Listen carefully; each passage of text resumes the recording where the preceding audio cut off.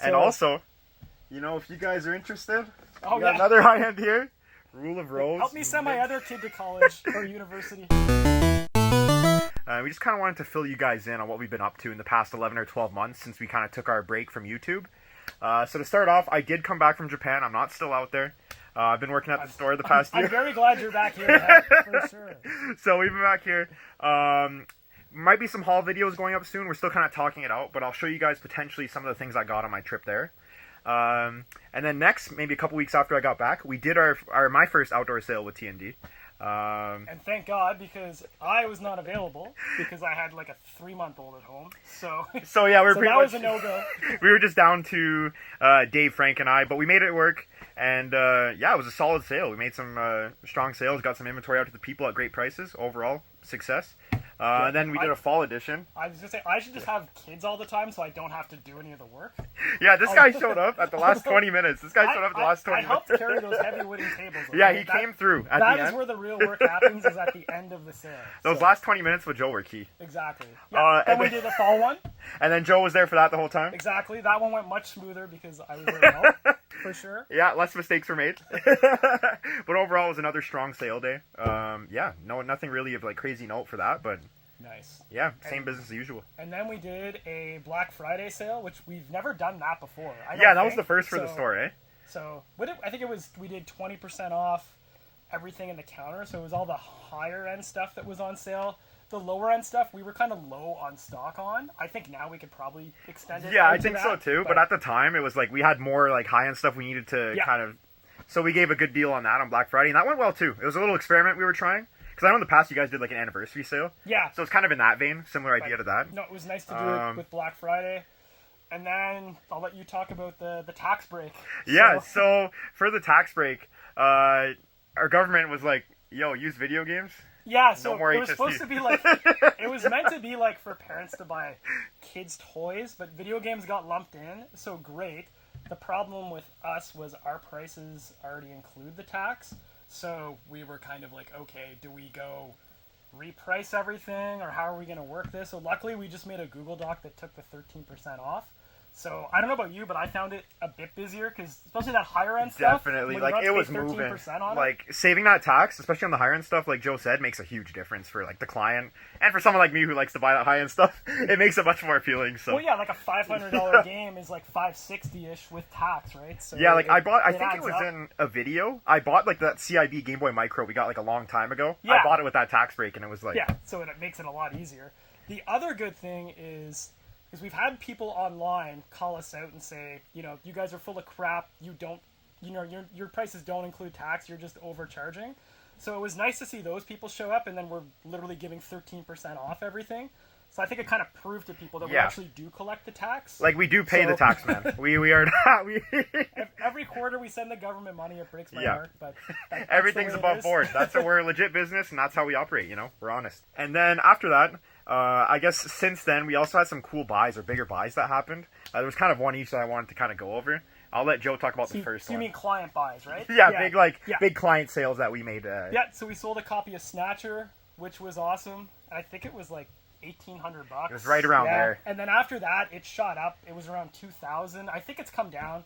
Again, these prices are all Canadian, so like $20 American is like 1,800 Canadian now. It's nuts. Our dollar's just going.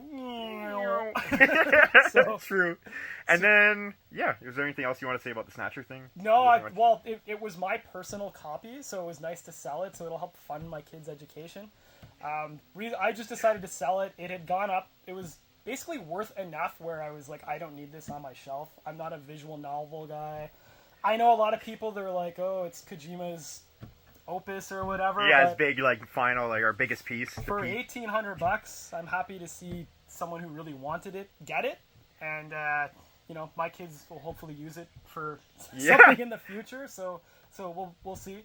And we sold it to a regular who like we have a good like relationship with, and like we trust him. He's a good guy, so we know it's going to a good home. Yeah. And in that note too. What was the other big one? Yeah, so the big one. This one was from the other owner, Mr. Dave's collection. He decided to part with his copy of Little Samson on the NES. So we put that in the store. We put that in the store like 6 or 7 months ago.